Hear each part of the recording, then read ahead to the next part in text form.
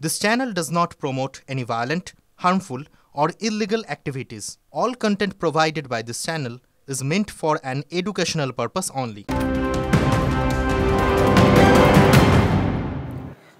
টিভি9 বাংলায় স্বাগত। আপনাদের সঙ্গে রয়েছে আমি শর্মিষ্ঠা। তন্ময় ভট্টাচার্য, সিপিএম এর প্রাক্তন বিধায়ক তন্ময় ভট্টাচার্যকে এবার সাসপেন্ড করলো সিপিএম, কারণ এক মহিলা সাংবাদিকের সঙ্গে অসম্মানজনক আচরণের অভিযোগ উঠছে তার বিরুদ্ধে। তন্ময় ভট্টাচার্যের বিরুদ্ধে অসম্মানজনক আচরণের অভিযোগ তুলে মহিলা ফেসবুকে লাইভ করেন, আর সেখানেই তিনি প্রকাশ্যে অভিযোগ করেন। এখনো পর্যন্ত কি কি ব্যবস্থা নেওয়া হয়েছে সিপিএম নেতার বিরুদ্ধে, সিপিএম বিধায়কের প্রাক্তন বিধায়কের বিরুদ্ধে জানাবেন আমার সহকর্মী প্রদীপ্ত সঙ্গে রয়েছেন। প্রদীপ্ত, দেখো, সিপিআইএমের তরফ থেকে বলা হয়েছে যে এই ধরনের ঘটনা তারা কোনোভাবেই সমর্থন করে না এবং গরিত অপরাধ। তারা সাসপেন্ডের পথে হাঁটছে, কিন্তু সিপিআইএমের কিছু অভ্যন্তরীণ নিয়ম কানুন রয়েছে, ফলে সেই পদ্ধতিগত যে প্রক্রিয়া রয়েছে সেই কাজও তারা শুরু করেছেন এবং সেখান থেকে রিপোর্ট আসার পর এক্ষেত্রে তারা চূড়ান্ত সিদ্ধান্ত নেবেন। কিন্তু তারা যে তন্ময় বাবুকে আপাতত সাসপেন্ডের পথে হাঁটছেন সে কথা স্পষ্ট জানিয়ে দিয়েছেন দলের রাজ্য সম্পাদক মোহাম্মদ সেলিম, এবং তারা বলছেন যে এই ধরনের ঘটনা আরো যদি কোথাও ঘটে থাকে, কেউ যদি তাদের কাছে অভিযোগ করে, তাহলে তারা সমস্ত ক্ষেত্রেই ব্যবস্থা নেবে। এই ধরনের ঘটনার সঙ্গে সিপিআইএম কখনোই কারোর ক্ষেত্রেই কোনো সামান্যতম সুযোগ কাউকে দেবে না, এটাও তারা স্পষ্ট করেছে। একদম। সেক্ষেত্রে রাজ্য সম্পাদক মোহাম্মদ সেলিম সিপিএম এর কি বলছেন শুনবো। দুপুরেই বা বিকেলে আমরা জানতে পারলাম এক তরুণী মহিলা সাংবাদিক পোর্টালের সে তন্ময়ের আচরণে ক্ষুব্ধ হয়েছে, গিয়েছিল তার কাছ থেকে বাইট দিতে, যেটা সাধারণত ওদের কাজ সংগ্রহ করা খবর। যে ওর আচরণ যা এই মেয়েটিকে আঘাত করেছে, সে বিধ্বস্ত হয়েছে। আজকালকার দিনে অনেকেই সেন্সিটাইজ করতে হয় যে কোন টাচ, কোন ব্যবহার, কোনটা ব্যাড, কোনটা গুড, এসব আজকাল মেয়েরা ভালো করে সচেতন এবং বুঝতে পারে, এবং আমাদের সচেতন করতে হয়। এই ধরনের কোনো অভিযোগ আসলে সিপিআইএম দল হিসেবে আমরা এটাকে গুরুত্ব দিয়ে দেখি। তো যেভাবে পেশাগত কাজ করতে গিয়ে আজকে তার প্রতি, সে মেয়েটির প্রতি যে আচরণ করেছে সেটা খুবই গরিত। পার্টি কিছুতেই সেটাকে সমর্থন করে না, কেউ এটাকে ভালো চোখে দেখবেন না, এবং আমরা কোনো ক্ষমার চোখে এগুলো দেখি না। আজকেই ওকে নিলম্বিত করব, সাসপেন্ড করব।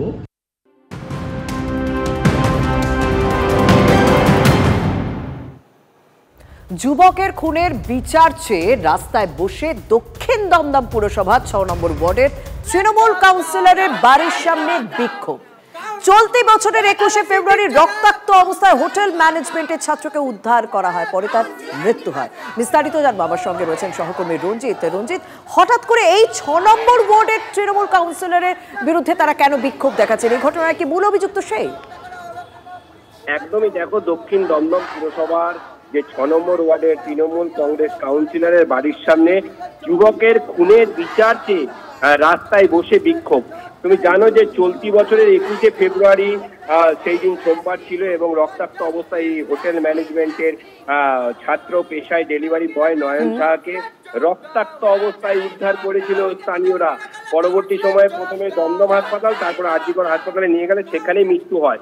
তবে নয়নের পরিবারের, অর্থাৎ নয়নের বাবা নিবাস সাহা এবং মা শেফালি সাহা কিন্তু খুনের মামলা দমদম থানায় দায়ের করা হয়েছিল, এবং দীর্ঘদিন এই ৬ নম্বর ওয়ার্ডের পৌরমাতা অর্থাৎ উষা দেবনাথ, অর্থাৎ ২১শে ফেব্রুয়ারি তার দেহ তাকে উদ্ধার করা হয়, পরে হাসপাতালে নিয়ে গেলে তার মৃত্যু হয়। তারপর থেকে এখনো পর্যন্ত এই ঘটনায় মূল অভিযুক্তরা ধরা পড়েনি, সেই কারণেই এলাকার মানুষকে বিক্ষোভ দেখাচ্ছেন।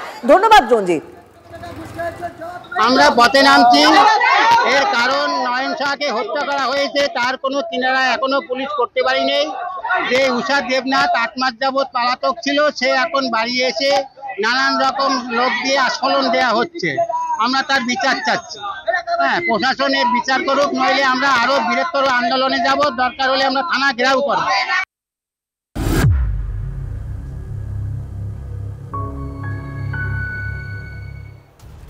এবার একটু ভাঙড়ের দিকে নজর রাখি। স্বামীর শরীরে অস্ত্রের কোপ, স্ত্রীর গলায় দড়ি, বাড়ি থেকে জোড়া দেহ উদ্ধারের ঘটনায় পরতে পরতে রহস্য রয়েছে। রাস্তাতেও ছড়িয়ে ছিটিয়ে রক্ত। কে করলো খুন? বাইরের কেউ? তা ইতিমধ্যেই তদন্ত করে দেখছে কলকাতা পুলিশ।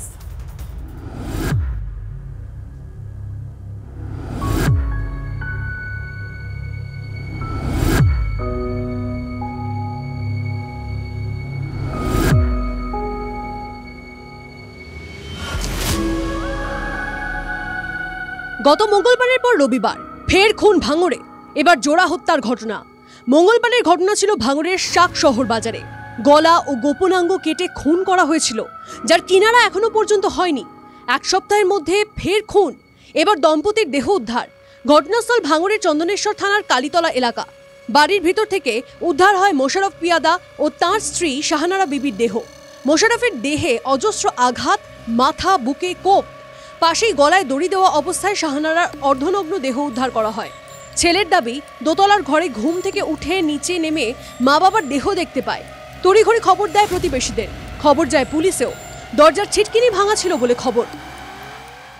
সকালবেলা লেবে দেখছি মা বাবা এই কোপানো অবস্থায় পড়ে আছে। কোথায় কোথায় দাগ ছিল? মাথায় বুকে। মা সাইডে বসেছিল। কি অবস্থায় ছিল? তার গলায় দড়ি ছিল। আমি কি জানি না ও সম্বন্ধে। তালাও ভাঙা ছিল দরজার। মৃত দম্পতির আত্মীয়রা মনে করছেন বাইরে থেকে এসেই কেউ এই কাণ্ড ঘটিয়েছে। দুজনের মধ্যে কোনো ঝগড়াঝাটি হয়নি বলেই দাবি তাদের। কারণ শনিবার রাত 10টা নাগাদ ভিডিও কলে মোশাররফ শাহানারার সঙ্গে কথা হয় তাদের। তখন হাসি খুশি ছিলেন দুজন। কোনো অশান্তি ছিল না। দুজনে কাল রাত্রি 10টার দিকে আমার সাথে কথা বলেছে, ভিডিও কল করে পাশাপাশি বসে কথা বলছে, কত হাসছে আর কি বলছে। সে দেখলাম যে মোটামুটি রক্ত অবস্থা, সব পড়ে আছে। একজন গলায় দড়ি দেওয়া আছে, একজন পড়ে আছে, ভাইপোকে পড়ে আছে। ভাইপো কি ক্ষত বিক্ষত দেহ? এখন আমরা কি করে বলতে পারি, আন্দাজে কিছু বলার নেই। জোড়া দেহ উদ্ধারের ঘটনায় রাস্তাতেও ছড়িয়ে ছিটিয়ে রক্তের দাগ। পরিষ্কার খুনের ঘটনা। তবে কে করলো এই কাণ্ড? ঘটনার তদন্ত করছে কলকাতা পুলিশ। 5 দিনের মাথায় ভাঙড়ে হত্যাকাণ্ড। কলকাতা পুলিশ কি করছে? ইনভেস্টিগেশন হচ্ছে, পুলিশ যথেষ্ট তৎপরতার সঙ্গে কাজ করছে। দেখা যাক শেষ পর্যন্ত তদন্তে কি বেরিয়ে আসে। এর মধ্যে রাজনৈতিক কোনো সম্পর্ক এদের সঙ্গে নেই। পুরো বিষয়টা এদের পারিবারিক সমস্যা।